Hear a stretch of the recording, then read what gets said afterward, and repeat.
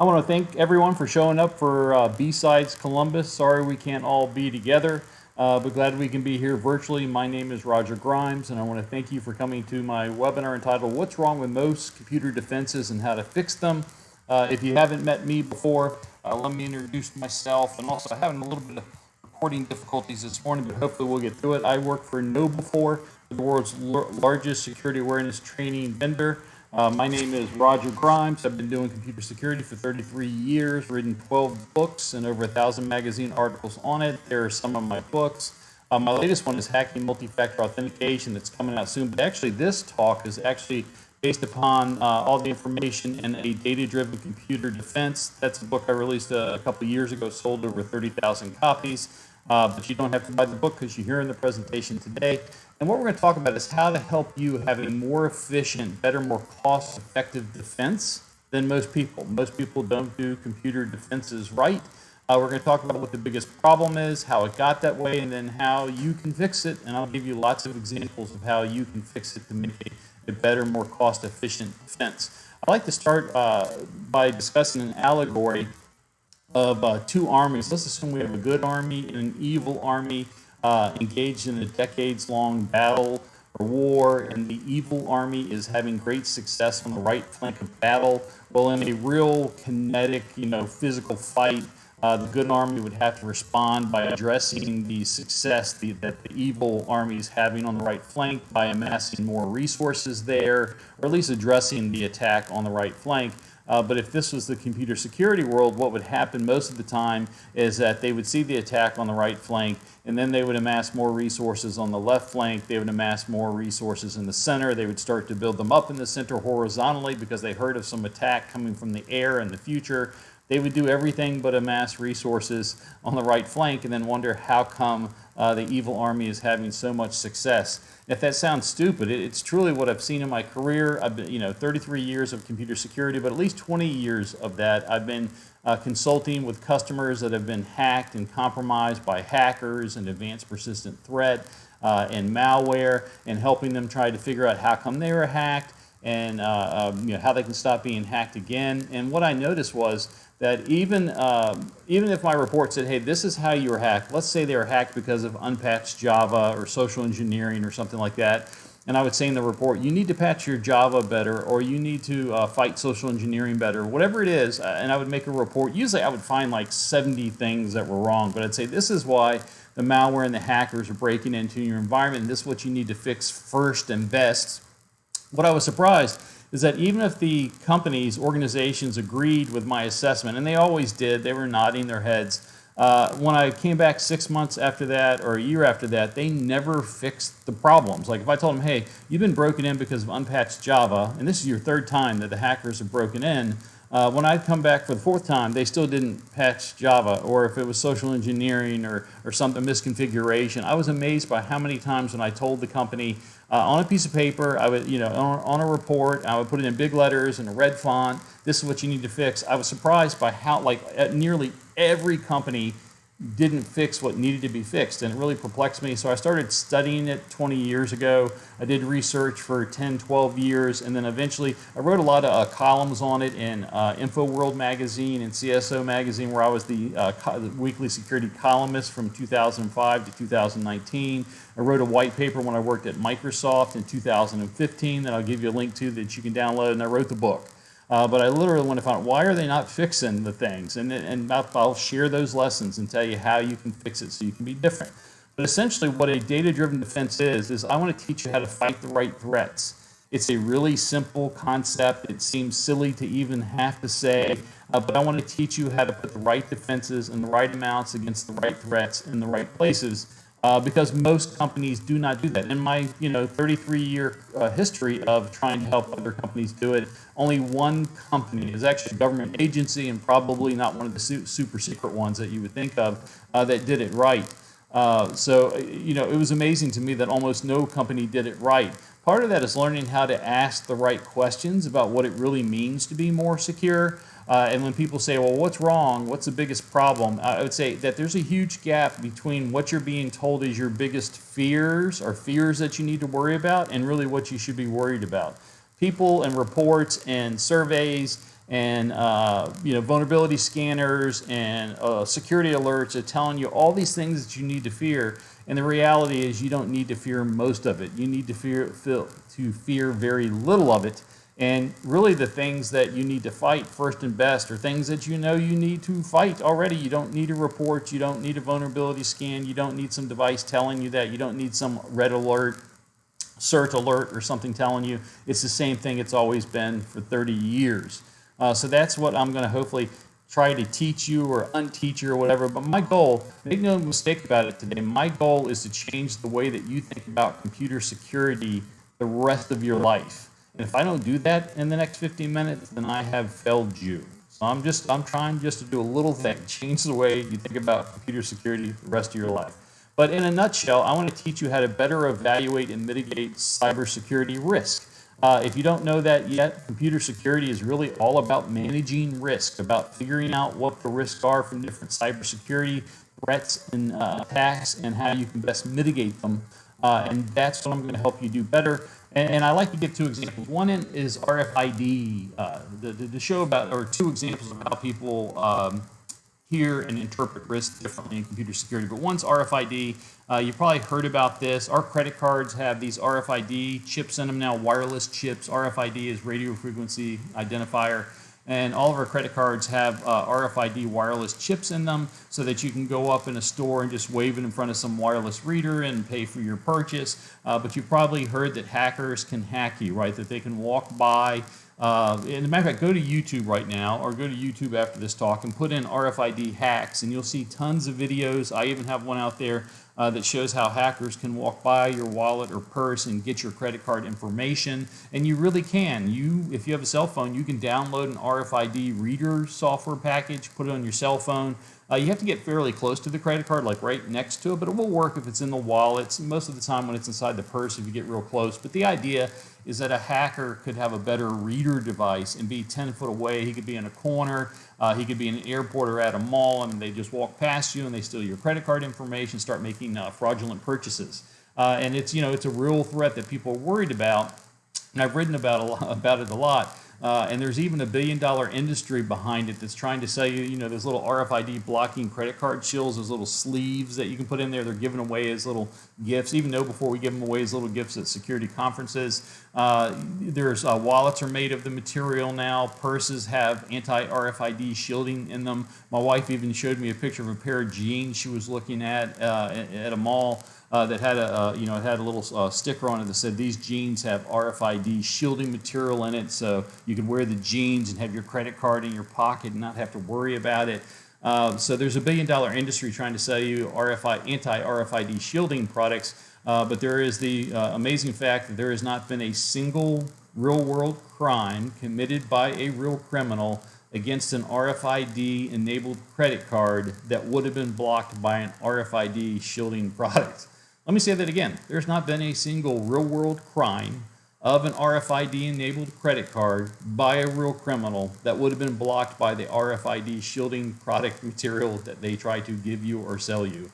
So it's not a high-risk event. It's a no-risk event. Or I like to mention the next example is Meltdown Inspector. Meltdown Inspector are probably the most critical vulnerabilities in my 30-year career. They were announced in 2017 to great fanfare. The Meltdown Inspector vulnerabilities were present in most computer CPUs that have been created since the 1990s. It was a design problem.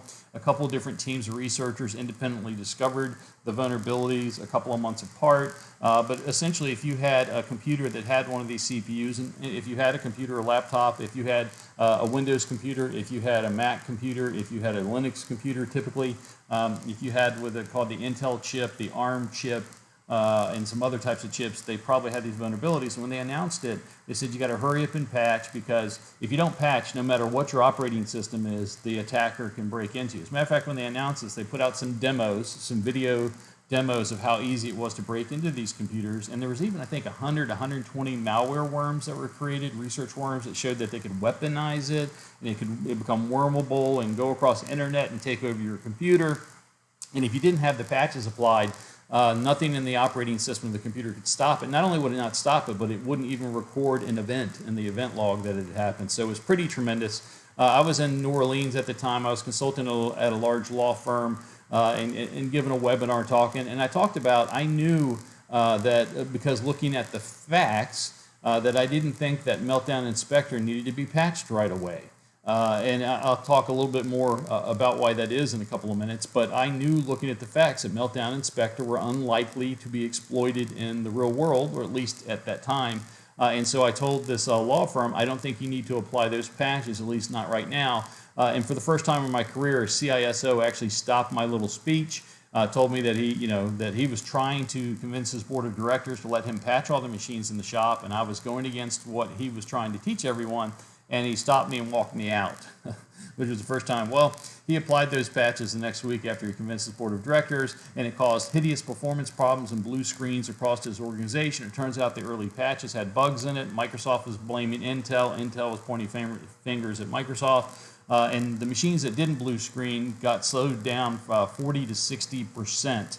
And here it is nearly 3 years later, and there has not been a single real-world attack by Meltdown or Spectre that I or anyone else knows of, I guess, at least publicly disclosed. So, Meltdown, and what's weird is that if you run a vulnerability scanning report and they find that Meltdown and Spectre are still not patched on your computers, they're going to tell you that it's high risk, that it's highly critical that you get them patched right away. And let me say again, not a single real-world attack. And that's what I'm trying to teach you. There's a difference between all the people telling you the things that you need to be worried about and the things that you really do need to be worried about. So thanks for coming today. Also, I want to say that when I talk about your company being compromised or exploited, all companies are compromised and exploited. I'm not just talking about when a hacker comes in and takes over your environment or ransomware encrypts all your computers. I'm talking about every time a virus, worm, or Trojan, any type of malware or hacker comes into your environment and gets past your defenses, even if only for a minute or two. You probably know this, but there are malware. If you've got an organization of any size, there is always malware that is getting past the antivirus defenses and living on somebody's computer, someone in the organization's computer for a couple of minutes, couple of hours, or a couple of days. Well, that's a gap, right? It's getting by, and until the antivirus signatures are updated, those things are live on the system. Until the antivirus system gets the signatures updated and removes that program. That's what I'm talking about here, because anything that gets by your current defenses, even if only for seconds or a minute, well, that's a security gap, and that's the sort of thing that we need to close. But most companies are very inefficient defenders. They don't understand the threats and risk as well as they think they do. They don't ask the right questions that could lead to better decreasing cybersecurity risk. They don't use their own data to drive solutions. They don't put the right defenses in the right amounts in the right places against the right things, wasting money and resources. Poor communication at all levels about what the things are that they need to be fighting and what they are doing, and overall just spend too many resources, too much time, money, and people concentrating on the wrong things, end up with the wrong results. Misalignments and inefficiencies abound. A really common way that I used to demonstrate this for 20 years is that I would walk up to a computer security team in any company I was consulting at, and I would ask the person in charge of the computer security team or the computer security person, or sometimes the IT person, they could have been, both of those. I'd say, hey, what is the number one way that hackers or malware have broken into your environment? Was it unpatched software? Was it social engineering? Was it misconfiguration? I said, what's the number one way? And never could that person tell me what the real answer was. They could never back it up with data. And if they had a team of people, the team of people would disagree. So the IT security team of people would disagree about what the number one threat was. Like 20% of people would think it was this, 20% of the people think it was that, 20% of the people think it was this, 20% of the people think it was that, 20% of the people think it was something else. They would almost be evenly split. And sometimes people would have the right answer, but it was like, oh, it's their gut feeling, but they had no data to back up their gut feeling, and they had 20 other people that had different gut feelings. But that to me was, a sign of inefficiencies. If the IT security person or IT security team doesn't understand what's the number one way that you're being successfully attacked the most, how can you begin to efficiently address that attack and put it down? You can. Most IT people have too many projects. The average company I went to, the average person had somewhere between 20 and 80 projects. And they had like 10 number ones. And sometimes, when you're an IT person, you know that you can't do 10 things number one, first and best. So, I've seen them go ask their managers going, hey, I can't do 10 things number one. Can you tell me what my true number one is so I can concentrate on that? And I've never seen any IT person ever get an answer besides, well, here's your 3 or 4 number ones, right? And they feel good. They feel like weights off their shoulders. They've taken the 10 number ones down to 2 or 3 or 4 number ones, and they feel like, at least I've accomplished something.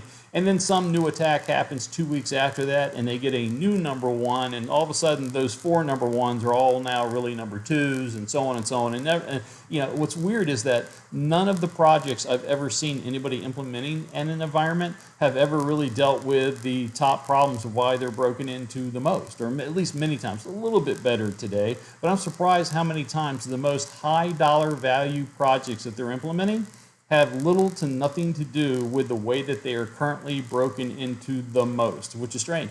They get a whole bunch of unranked or misranked projects, or you get all these reports where everything's critical. You get all these patch management reports and vulnerability reports, and you got to hurry up and get it all patched. You got to do training, but nothing, here's the 20 things that are wrong with our servers. We got to hurry up and close all those holes. And here's the 10 things wrong with our code. And we got to hurry up and close those holes. And let me say again, nobody can do more than a few things first and best. So what you end up with is a whole lot of things to do. It's overwhelming, and you really don't get any of it done. You end up with a good patching of low-risk apps, poor patching of high-risk apps. You end up with even strategic controls. Like if I go ask the CISO or the CEO or the board of directors, hey, what is the number one way this company is attacked the most? They have no idea. And their strategic computer security controls say things like, we want to improve cloud computing. We want to improve, transactional security. Whatever that strategic project list is, it does nothing to address the current way that the company is being attacked successfully the most. And people always ask, well, why did it get this way, right? Nobody wants to defend poorly. Well, first of all, we have a huge number of threats. Last year, there was 12,174 publicly documented threats. The year before that, there was almost 15,000, almost 17,000. The year before that, almost 15,000. So like 45,000 separate things you're being told that you have to patch. And it just is it's an onslaught every day. There's an average of 13 to 45 new things you're told that you need to worry about every day just based upon patching alone, software and hardware. Of course, now you got to worry about chips. And there's all kinds of hackers trying to break into your environment. There's nation states and script kiddies and financial crime and ransomware gangs. And on top of that, there's hundreds of millions of malware programs. I mean, it really is an overwhelming set of numbers. And unfortunately, somewhere between 1/4 to 1/3 of that, of all those announced vulnerabilities, are ranked with the highest criticality. If you ever run a patch management report, it's just top heavy with, oh my God, you got to hurry up and patch it. If you run a vulnerability report, everything's highly critical. And it's true. If you look at the vulnerabilities that are reported to the different agencies, the common vulnerability exploitation index, whatever, between 1/4 to 1/3 of them are ranked with the highest criticality, which means if they break into your computer, they can take over your whole computer. And then the average hacker gets from a single exploited computer to taking over your whole environment in under 2 hours. I think the Russians have the documented record. They, on average, go from one computer hack to the whole network in 7 to 8 minutes. It's a whole lot to be worried about. And most exploits are pretty easy to do. They have what's called low complexity. Which means that you don't need to be Albert Einstein or a rocket scientist to use an exploit to break into somebody's computer. So you got tons of exploits out there, thousands and thousands of exploits, 13 to 45 a day. Many of them critically ranked from 1/4 to 1/3 of them, and they're fairly easy to execute. That is a big problem. It's an avalanche of new threats.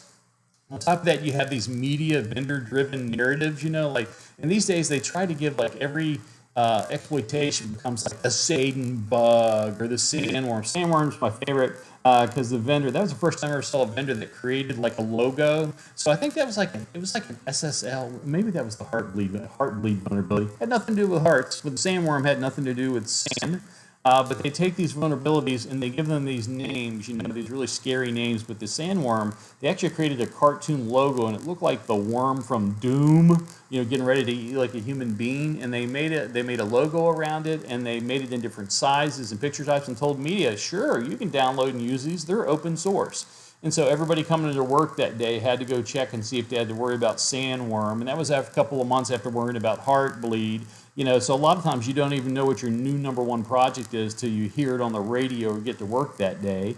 There's all kinds of compliance things going on, and compliance isn't always security, but if you fail a compliance audit, you and the CEO can get in trouble, so you got to do that. Everybody's got too many projects. Everybody's got a bunch of high priority pet projects that really have nothing to do with the way that you're successfully attacked the most.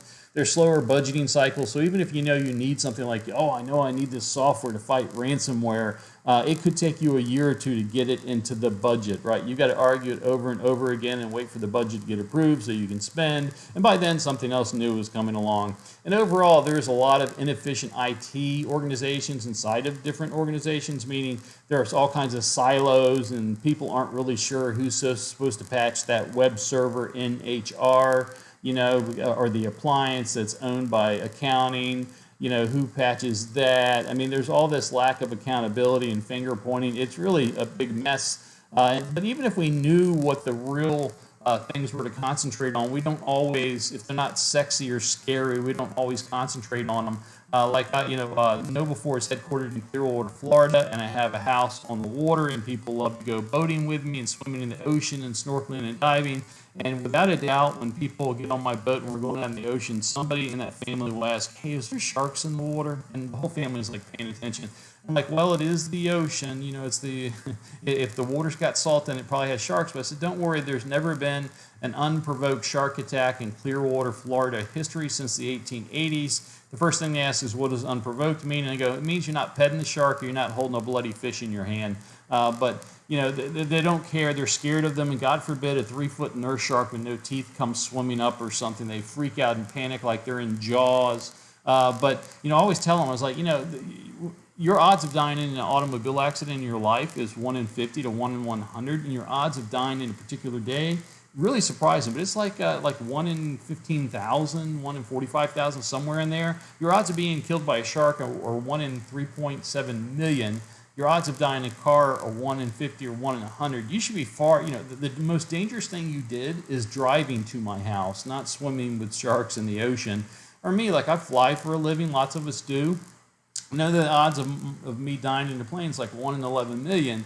And I don't know why, but every time the plane's taking off, I'm a little bit nervous till it gets up. I guess because we've all read that the most likely chance it's going to crash is on takeoff. So we fear it, even though we know the right odds. They're one of my favorite things. This comes from a Bill and Melinda Gates Foundation survey a couple years ago. They said more people are killed by mosquitoes every day than by sharks over the last 100 years. Yet there is no mosquito week on the Discovery Channel, and I have a hard time telling my guests to put on mosquito protection because they said it smells bad or stings or something like that. But I'm like, if you looked at really what could kill you, it's the mosquito, not the shark you should be worried about.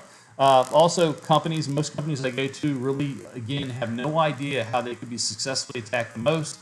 I've even been to companies that have threat intelligence teams or a threat intelligence person, and I'll say to them, hey, how was this company successfully attacked the most last year? And they're like, I don't know, or they start taking guesses, like, can you show me the data? They're like, no, we don't collect that data. Well, I mean, if threat intelligence can't tell you how your organization has successfully attacked the most, why do you have it, right? What I find out is most threat intelligence teams are really great about telling me that we have been attacked and we got all these different viruses, just not how they got in.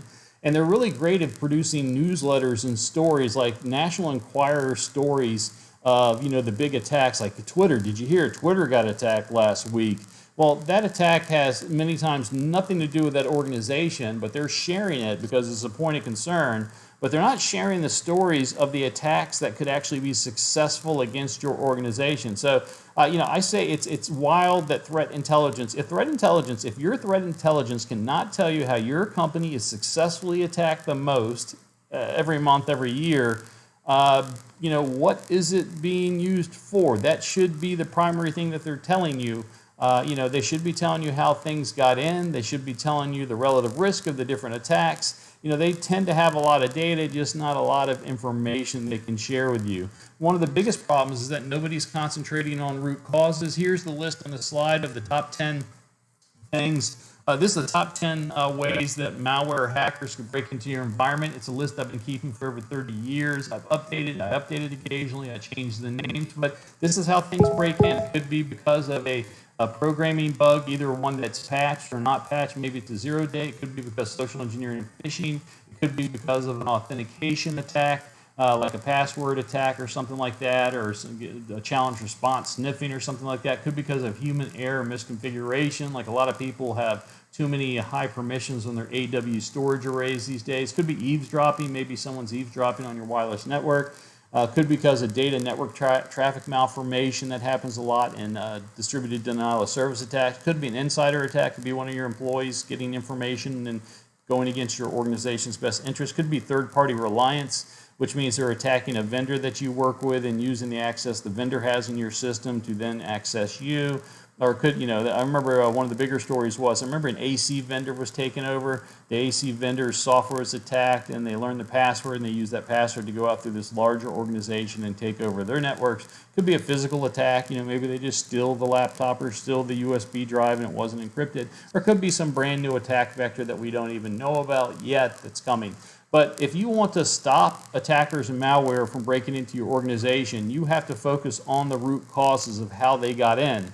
It's almost like, suppose your house is being broken into and broken into over and over again, and the attackers are always coming through the windows, and for some reason you respond by adding a lock to the door. That's kind of like what people do in computer security, is they know over and over and over how they're being broken into. They know it, but they just don't close the hole of how they're broken into, and then wonder how come I'm still getting broken into. Even if they knew how they were being broken into successfully the most, it's really hard to communicate that across the organization. I see lots of IT newsletters that they'll talk about the number one way that the company is attacked, and then the next month they cover something else, and then the next month they cover something else, and the next month they cover something else. Well, if you think about it, if you're trying to fight a common foe, shouldn't the number one problem always be what you cover in all your education or most of your education? I mean, why do you have to switch topics? Do you think you're Mark Twain or something and you have to put a different exciting topic for people to read? If you're fighting a computer war, you should put on the front page of every newsletter the number one way that you're successfully attacked the most every month, and cover that until it's no longer your number one threat, right? Otherwise, you're not fighting it in a consistent way. So, and again, lots of data. Most companies I go to have lots of data. They have terabytes and terabytes and exabytes of hard drives, and pick up the event logs from everywhere. But if you ask them simple questions like, what's the number one way that we're successfully broken into the most? What's the number one way that malware gets into us the most? They don't know the answer. How long, on average, is the malware in our system before it's detected and removed? That's called dwell time. That should be a very simple thing that any company should be able to answer. How long is malware in your systems before it's removed? Because I think most of us know that antivirus software doesn't always detect everything. It doesn't detect it and remove it and stop it. There's always things that it detects minutes later, hours later, days later. They're, very common for malware, for antivirus scanners to remove malware that's been in our system for a few days. That's not uncommon, but you don't know about it. And if you think about it, that is one of the best things you could know. That's the risk. If antivirus software detects something, removes it, risk is gone.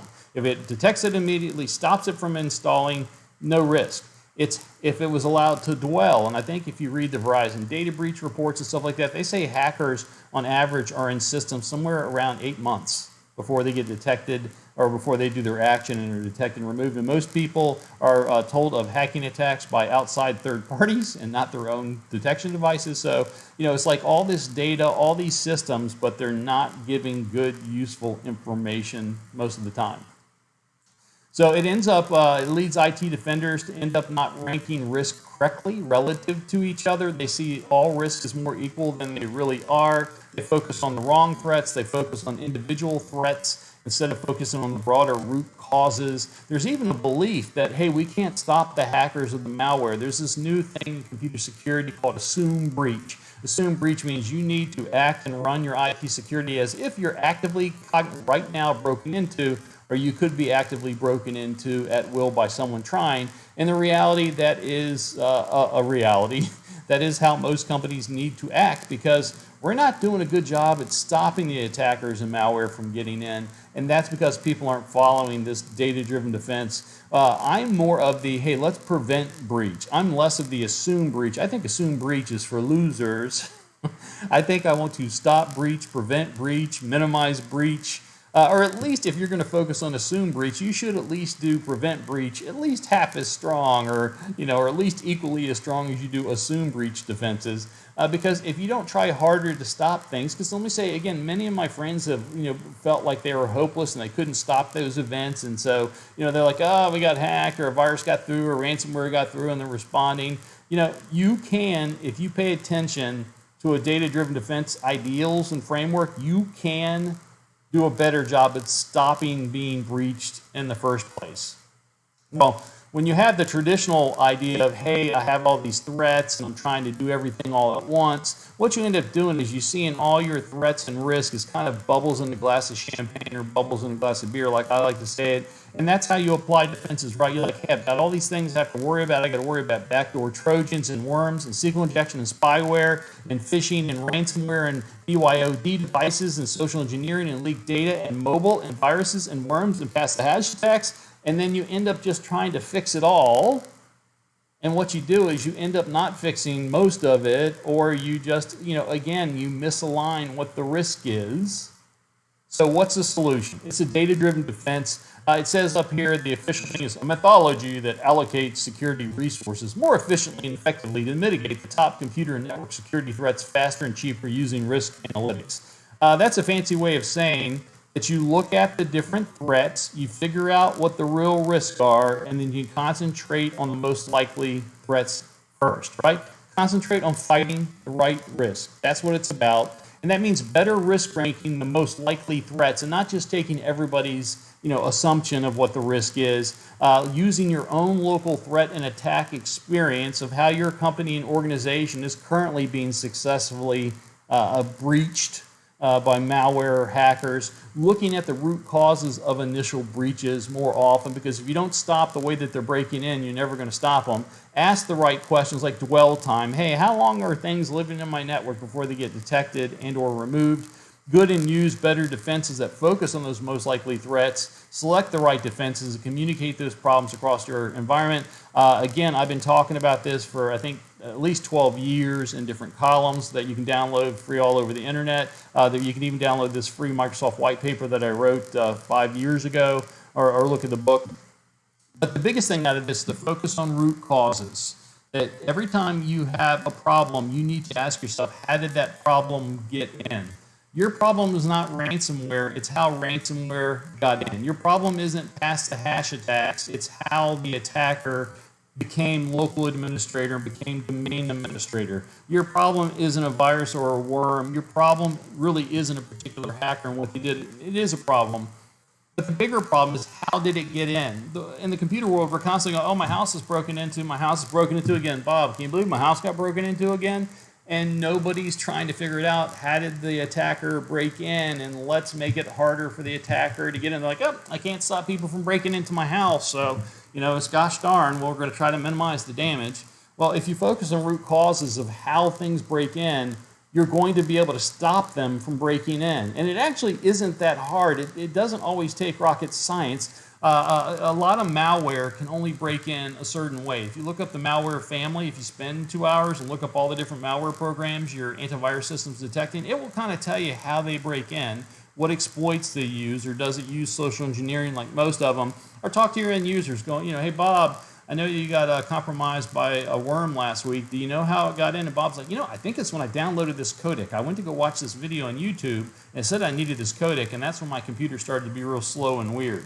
A lot of times all you got to do is ask people. And also, you need to be worried if you find something as simple as adware in your environment. A lot of us, when we go to someone's system and it's infected by malware, but we find out it's adware, that malware that just redirects people's browser somewhere, we kind of breathe a sigh of relief going, it's just adware, thank God it wasn't something worse. Well, the root cause, the effort that it took for that adware to get into your environment is the same effort that it would take a remote access backdoor Trojan or a nation state attacker or ransomware to get into your system. You should not just go, it's adware. You need to go, how did the adware get in? So it's very important that you focus on that. And once you focus on what are the root causes of how things break in, what you're going to learn, every company I have ever consulted in, hundreds of companies, they have 1, 2, or 3 things that account for most of the risk, and then everything else is only like 1% of the risk. So spend your time, figure out how bad things are breaking into your environment, and then focus on closing those holes. Focus on root causes, focus on how it's breaking into your environment, and then figure out how to mitigate those root causes, not those initial threats. Like if you find out a lot of stuff's breaking in because of unpatched software, in a particular unpatched software, let's say Adobe Acrobat or Flash or Java or something like that, if you close that hole, it not only stops your current problem, it stops every problem and malware and hacker that could use that particular root cause hole. So you want to focus on closing initial root causes of how badness gets in your environment. That's one of my #1 things. And again, most companies, if you don't know it, it's by far social engineering is the #1 way that hackers and malware break into an environment. Social engineering is responsible for 70 to 90% of all successful malicious data breaches. Unpatched software, about 20 to 40%. Got a link to an article I wrote. You can read about it there. Everything else that you can think of, password attacks, eavesdropping attacks, misconfigurations, account for about 1 to 10% in most environments. And let me say, unpatched software and social engineering have been the #1, #2 causes for the 30 years that I've been in computer security. It hasn't changed. Those are always the top causes.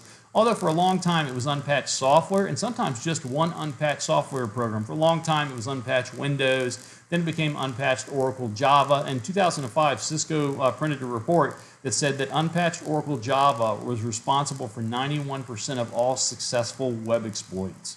Think about that. Patch one program and you get rid of 91% of the risk in your environment, right? But nobody was patching Java very well, so that's why attackers were using it.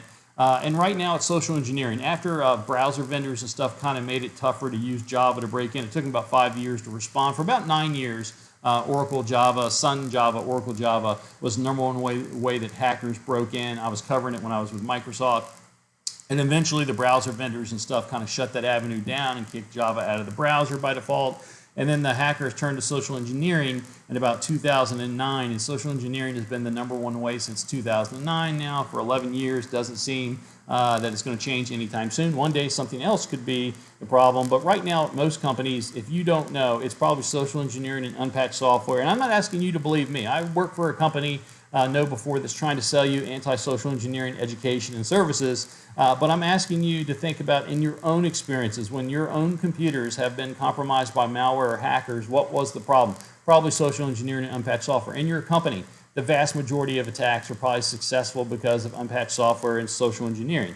Like the Twitter hack that just occurred, it occurred because of social engineering. The Equifax hack that happened a couple years ago because of unpatched software. The Travelex attack, unpatched software. But most of the time, most ransomware is social engineering and unpatched software, followed by, depending on the company, there's always this third moderate cost. So social engineering is almost always #1 for most companies, followed by unpatched software. And then there's a third thing, and that third thing is different for companies. It could be misconfiguration or insider attack or network attacks or denial of service attacks or something like that. The third thing tends to change, and all of them can change over time, but right now these are the two biggest things, and if you don't know what your two biggest things are, good chance this is what they are. But you should measure it, and once you figure out what are the top ways that you're being broken into successfully the most, you need to create what I call the 3x3 security control pillars. Again, I got an article link that you can go read.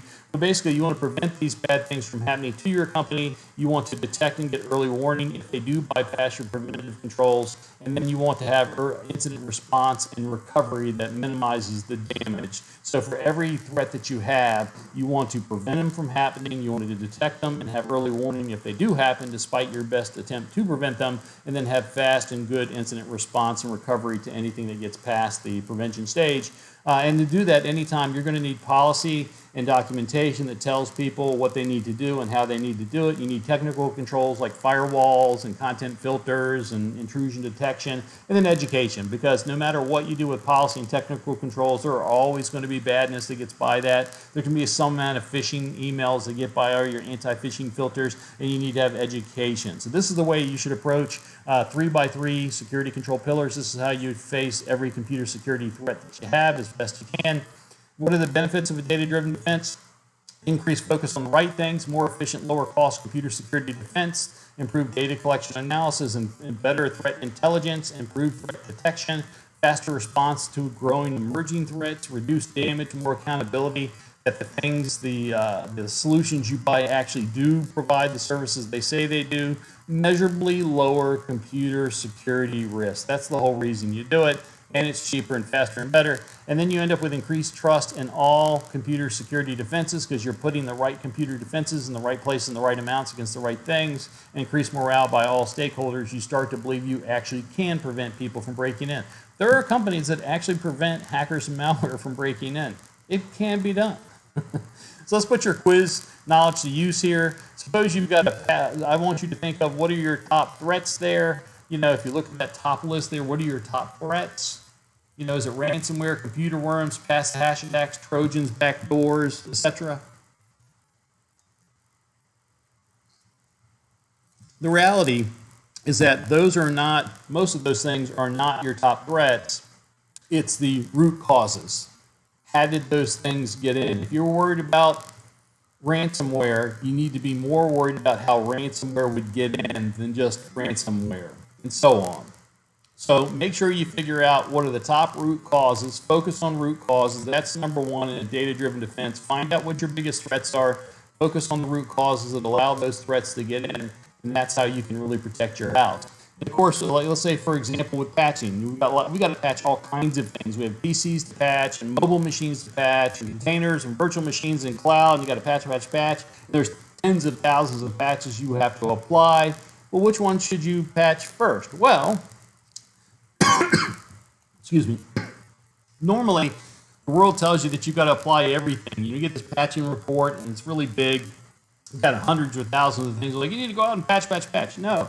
You need to patch the things that are currently successfully being exploited in your environment first.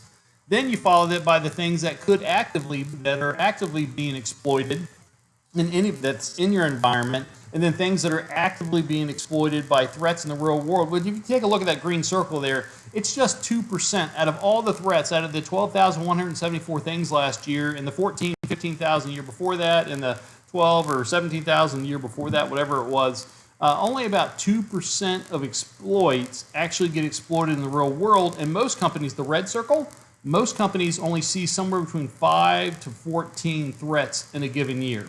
You don't need to worry about everything. You need to worry about what's most likely to be done against your environment. And it's not 12,174 things, it's 2% of that number that could even, that's the green circle. I couldn't even make that circle small enough, you couldn't even read the text.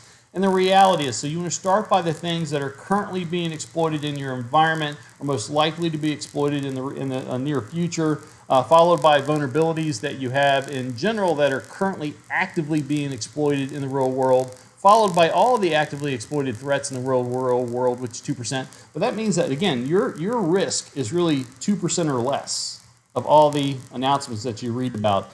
This is a neat little study that comes from Kenna Security and another company, but basically they said less than 2%, 1.8% of common vulnerability exploits get exploited in the wild. That's pretty wild, right?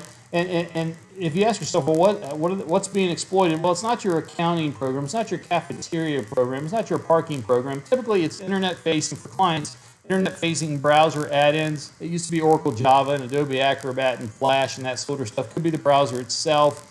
Network advertising service daemons that are internet-facing, like RDP, Remote Desktop Protocol. They're being attacked a lot. Could be SSL or something like that. Could be your operating system. For a long time, Microsoft Windows was not in the top 10 reasons why anybody got compromised, although I think they're back in like number 3, number 4 now.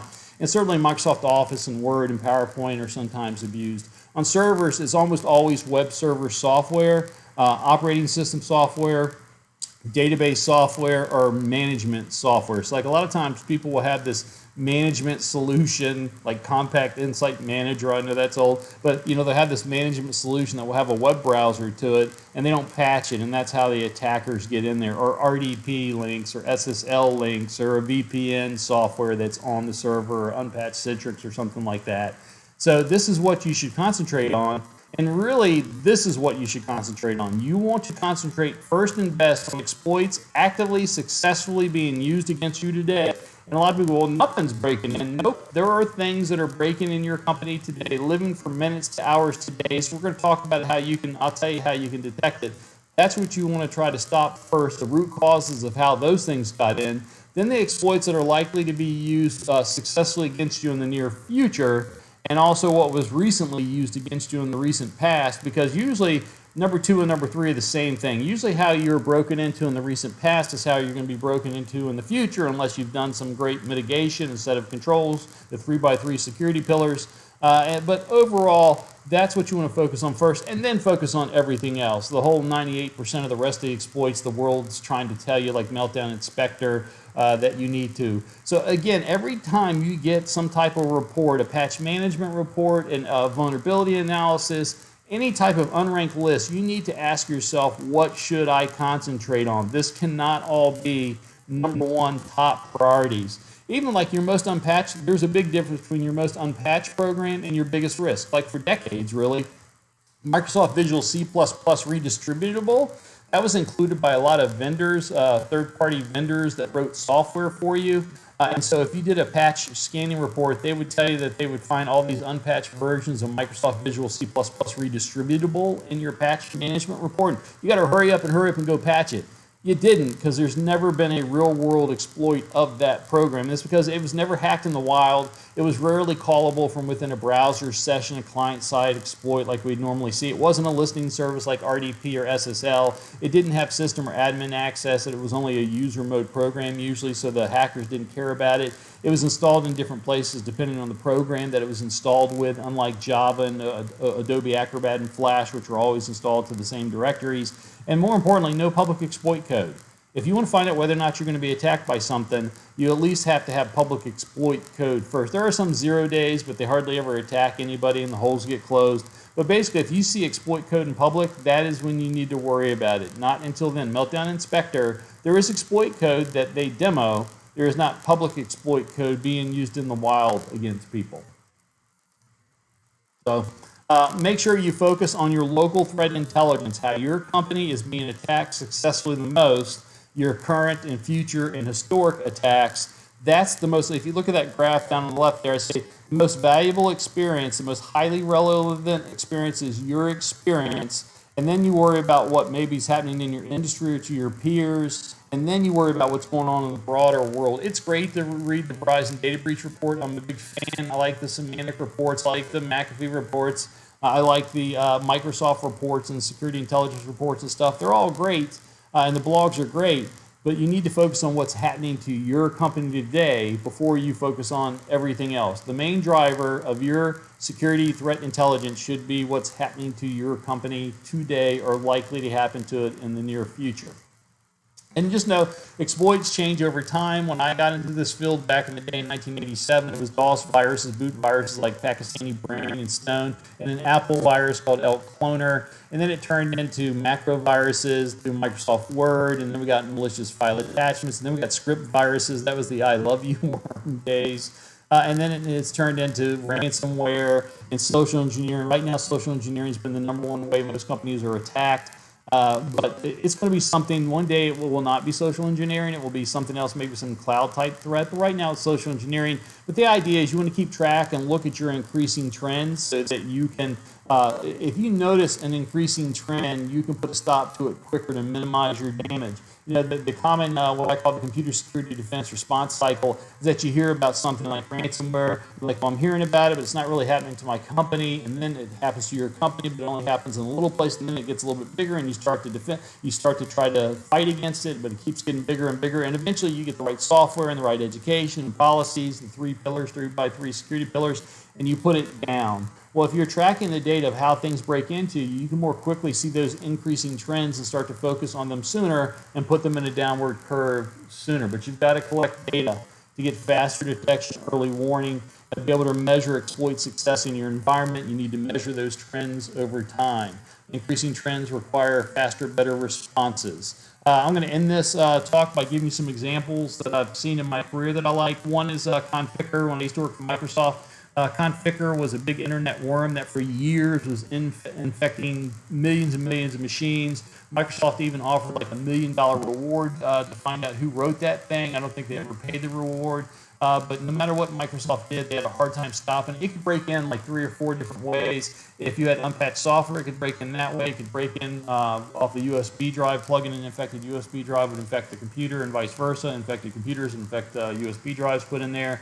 And it would also try to log in. It would try to password guess against password-protected drive shares and would spread across NetBIOS file shares. And Microsoft couldn't stop it. But they finally started to measure and get the data. How is Conficker spreading mostly?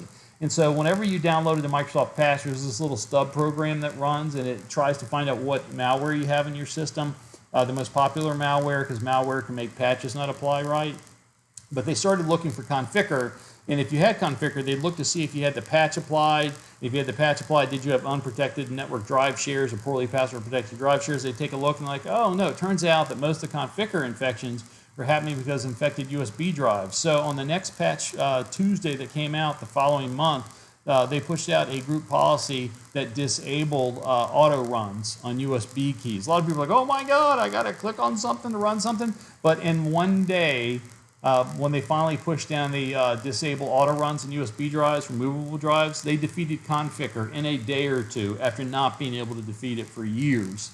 If someone comes to you and tells you that you have to do a bunch of education, ask yourself, is that the education that needs to be done? Like when I was at a company once, like, Roger, you like educating, here's the 6 things we want you to talk about. And I looked at all 6 topics, and they were things like cloud computing and privacy and stuff like that. I was like, all right, which one of these are most important for me to train for? And they went, well, we don't know. And I said, well, are any of these going to be useful in decreasing our security risk? And they're like, yes, of course. I'm like, well, how do you know? And when I researched it, I found out there were 6 other topics like social engineering and patching, better patching and not falling for social engineering that were far more relevant to decreasing cybersecurity risk. So I did those talks, and it did indeed decrease computer security risk in that organization. At another company, I was asked to look at 1,000 group policy settings. They wanted to implement every baseline Microsoft group policy recommendation that Microsoft had. It was called the baseline recommendations or Microsoft baseline security requirements or something like that. And this company was going to implement all 1,000 of them, but they knew that they were going to break all kinds of servers in their company, and they knew they were going to have a lot of mad sysadmins. So they asked me to pick 10 settings from this that they could apply that really wouldn't break anything. Like they were thinking like disabling LM hashes. LM hashes had been disabled for 10 years by default in Windows, so they figured, hey, that's one, Roger, that you could push. We want to push 10 group policy settings, and then when people see that we didn't break their systems, then we'll push the other 990.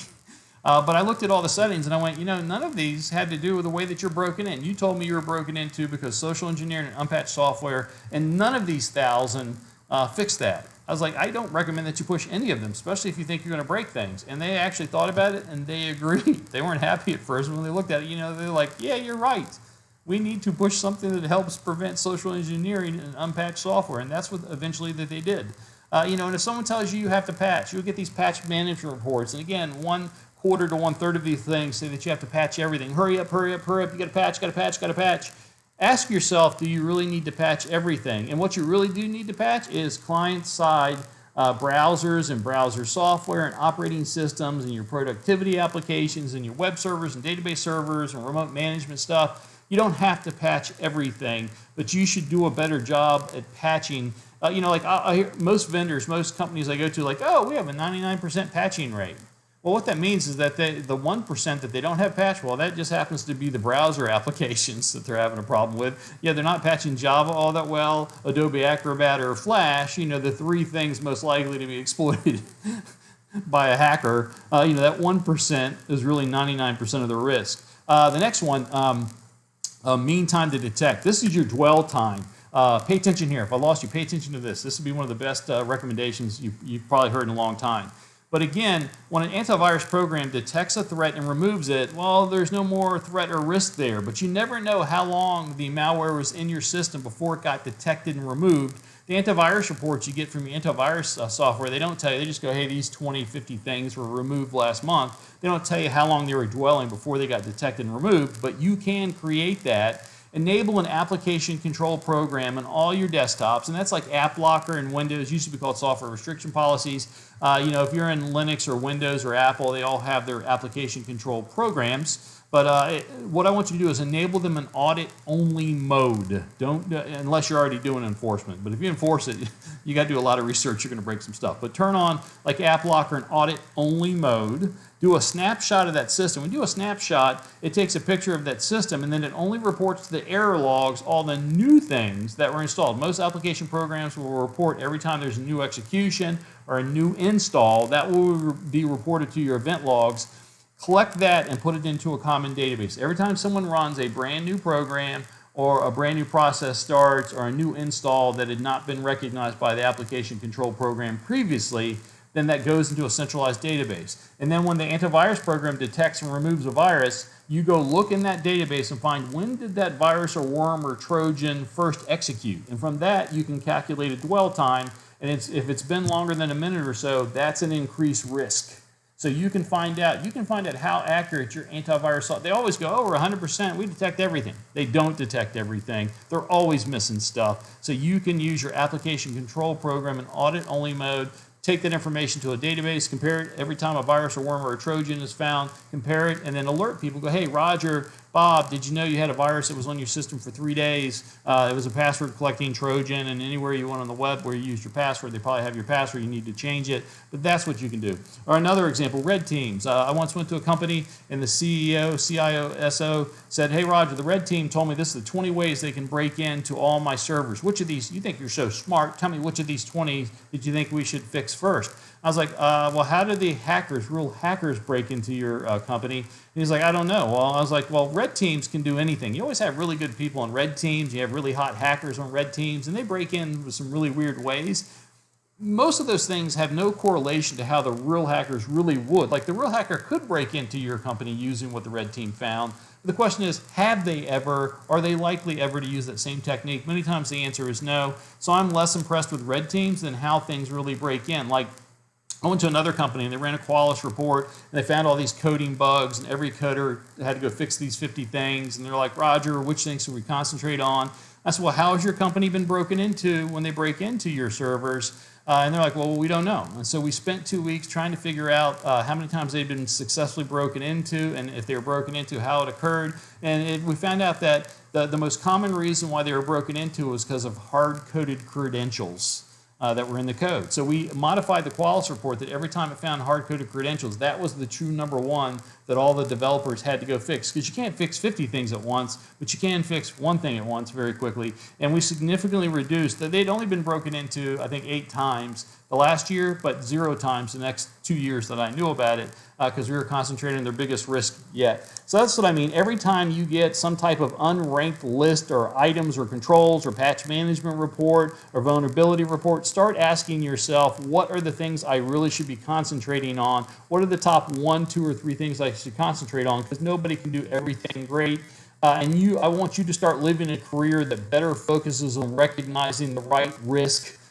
Make sure everybody starts to think that way. Lead by example. Know that the big security risks like Meltdown Inspector and RFID tags are overblown. Most of the stuff that you're told that you have to worry about, you really don't. The security reports and the vendors, it's all like legal. They're worried about if they don't tell you that it's high risk, that they're going to be sued or something. So everybody says that it's high risk. And I'm just saying, stop, take a second, and figure out what your real risks are. Concentrate on those first and best. By the way, if you want to, there are a lot of cool stuff. If you go to notebefore.com/resources, we have really cool security tools. Like we just released a tool that you can scan your network and find out how many passwords people have saved in their browsers. We've got a lot of ebooks like my 12 ways to hack two-factor authentication. That turned into my recent book, How to Hack Multi-Factor Authentication. Got a lot of webinars there, a lot of really cool tools and utilities. We're not taking questions today, but if you had any questions, please email me at rogerg@knowbefore.com. rogerg@knowbefore.com with the number 4 at the end, and I promise I'll return your question within 24 hours. I want to thank everybody. I want to thank B-Sides Columbus for having me here. I want to thank everybody who showed up for my virtual session here. Y'all are all great. Go out and fight the good fight.